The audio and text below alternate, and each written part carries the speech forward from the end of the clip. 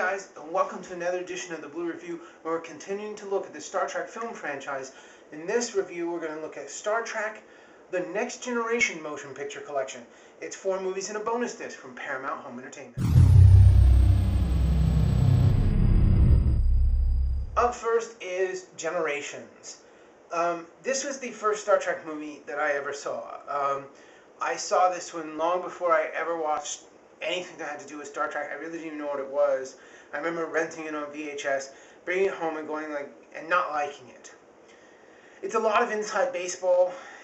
There's a lot of things. Going back now and watching it after having watched TOS, the animated series, having watched the original motion picture series, and some of TNG, not all of it, but some of it, I was a little bit more familiar with it. But the biggest question I had with this movie was, why? Everything that happens in this movie, you're just sort of questioning, why? Why bring in Captain Kirk? It doesn't make any sense. And the payoff for it is so minimal that it's stupid. I mean, even just as a story point, it just doesn't work. Why do they go to the Nexus? When they're in the Nexus, are they in the Nexus? At one point, they're in this thing called the Nexus, which is like this fantasy realm where I guess anything that you think of or you want or your deepest desires is given to you. And then at one point, Picard says, well, I'd like to get out of the Nexus and go, back before this thing went off. And you're just like, okay, but are you doing that inside the Nexus? So is Captain Picard actually still in the Nexus? Or did he get out of the Nexus? I mean, it's just, you don't want to think about it too much because your head will just go. It's one of those movies that they didn't think it out very well. They didn't construct it very well. There are moments, one of my biggest pet peeves with the original motion picture is they don't reintroduce the characters. What if you never watched The Next Generation? Or what if you just watched a couple of seasons? And then you're like, oh, they made a movie. All right, I'll go check that out. You don't know who the fuck these people are. Or if you've just been watching the movies and you come into this thinking, well, it's got Captain Kirk in it, you're not going to know what the fuck is going on. It's so much inside baseball. It kind of ruins the experience. Overall, and it's not that great of an experience, even if you're a huge Star Trek fan, because nothing fucking happens. There's one point where the guy is getting ready to set off a rocket to blow up this thing, and it's just he's just typing in a computer, and then they're talking hey, what's going on? Oh, don't come in here, I got a force field. Oh, we're not going to fire nothing? No, you stay out there and just sort of talk, and I'm just going to keep walking up and down this thing, getting my shit ready. And then, that's the whole action. And it's just you just sit there going, you couldn't come up with nothing better than this? People have accused this playing out as an extended Star Trek episode. It plays as an extended something, but not something good. It's not a great movie. All of these films have got between a 4 to 4.5. This one is about maybe a 4.25 on picture quality. It's not a great movie, probably a 3-star. But I mean, if you're a Star Trek fan, what the hell? You're not going to get it? All right. After that, they finally decided, well, let's just do a straight-out Star Trek movie. And what makes Star Trek different, Star Trek: The Next Generation, different than TOS? Well, we've got our own sort of main villain, and it's the Borg. So let's bring in the Borg, and let's do a Borg story, and let's kind of condense it. So everything happens in a very short period of space, and that really, you think well, maybe it'll work. It worked like gangbusters. First Contact is probably, is bar none, the best of the Next Gen films. In part because it's a condensed, concise story. There are clear, concise motivations for everyone. It's told really well. The villain is a bad guy. You know that the villain is a bad guy. You're not quite sure where people's loyalties lie. You're not sure what's going on sometimes, but it works to the advantage of the film. At the end of it, you're cheering, you're excited. There's a real threat to these characters that you care about. It just works. Everything fucking works in this movie.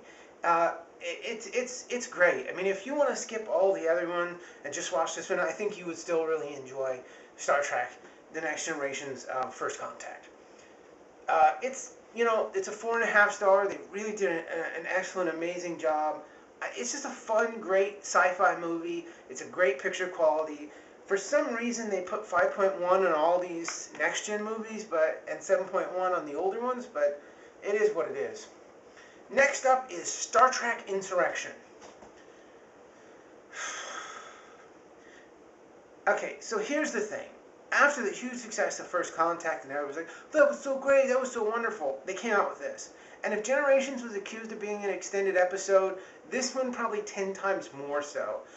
There are aspects of the movie where you just sort of get so bored with it because it's going on and on and on and on and on. And there's nothing really all that exciting going on. The basic plot of this movie is that there's this planet with these like 60 people or whatever it is living on it, and this other group is like, we want to kill all these people and take over this planet, and the Federation is sort of on with the people that want to take and relocate these people on the planet, not kill them. They want to relocate them and then steal like the resources off this planet or something, and you're just like, there's nothing about the movie where you like really care. It's not a bad movie. It's not bad like Generations. There is clear motivation for everybody in the film, and there's a little bit of a twist, but there's not a whole lot going on. It just feels like a sort of decent but extended episode where it's just like you could have cut out tons of this fucking movie and it would have been great, or understandable or whatever. But you know, it is what it is. The villains are okay. The makeup effects is kind of cool, but overall, it's just an alright film. 4.5 stars in the picture quality. Next up is Nemisis. For whatever reason, whenever I get to into the Star Trek, I always see like the first. I never see the very last one. Star Trek Nemesis. So I watched it for the first time, and I just got done watching it, and I was so shocked that Tom Hardy is in this movie. The guy who played Bane, and I was like, what? I'm sorry, what now? He plays a clone of Picard who's basically got this super weapon that disintegrates anything, and he's trying to kill Picard because he wants his blood or something. The story is okay. It's a little slow in the beginning. It picks up towards the middle and the end. I found it to be a really satisfying film.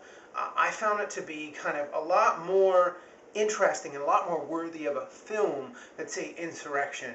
I thought it was really good, and Tom Hardy obviously just blows it out of the water. I mean, it is an amazing performance by him. The special effects and the makeup in this movie are really great. And this one has got like a 4.5 star transfer as well. You know, it's a really good movie. I actually really enjoyed it, and I didn't think I would. Alright, and then you have the bonus disc. Unlike in the other one, which just had one documentary on it, this has some extra special features. The evolution of the Enterprise, villains of Star Trek. I love the Star Trek movies.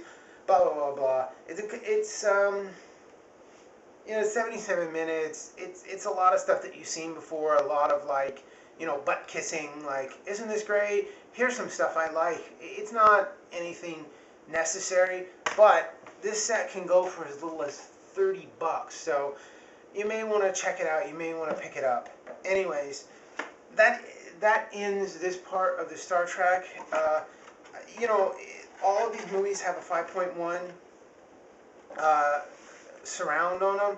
So, you know, that is what it is. I thought the audio was just okay. Sometimes I found it a little hard to hear when I wasn't playing it on the surround sound. But overall, check this one out. Alright, space, bitches.